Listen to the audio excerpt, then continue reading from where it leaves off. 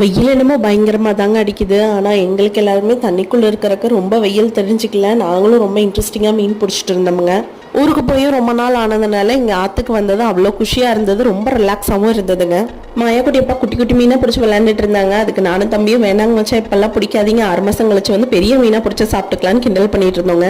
டக்குன்னு காவியம் தம்பி பார்த்துட்டு பாறைக்கடியில் ஒரு பெரிய மீன் இருக்குங்க அப்படின்னா தம்பியும் கரெக்டாக ஈஸியாக பிடிச்சிட்டாங்க. அது என்ன மீனுன்னு பார்த்தா உளுவை மீன். பார்த்தா கிட்டத்தட்ட பஃபர் ஃபிஷ் மாதிரி இருந்தது. அதோட தலையெல்லாம் தலை மட்டும் பெருசா இருந்தது, பாடி அப்படியே சன்னமா இருந்தது.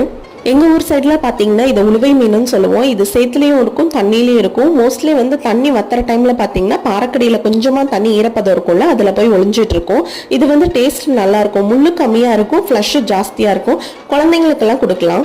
இந்த மீன் அன்னைக்கு கிளீன் பண்ணி சமைச்ச மாயா குட்டிக்கு தான் கொடுத்தோம். அவ்வளோ நல்லாவே சாப்பிட்டான். வேற ஒரு லொக்கேஷன் தேடி போய் மீன் பிடிக்கலான்னு எல்லாருமே கிளம்பிட்டோம். எனக்கு என்னமோ இந்த பிளேஸ் விட்டு போறதுக்கு மனசே வரலைங்க. இன்னொரு வீடியோல பார்க்கலாம்.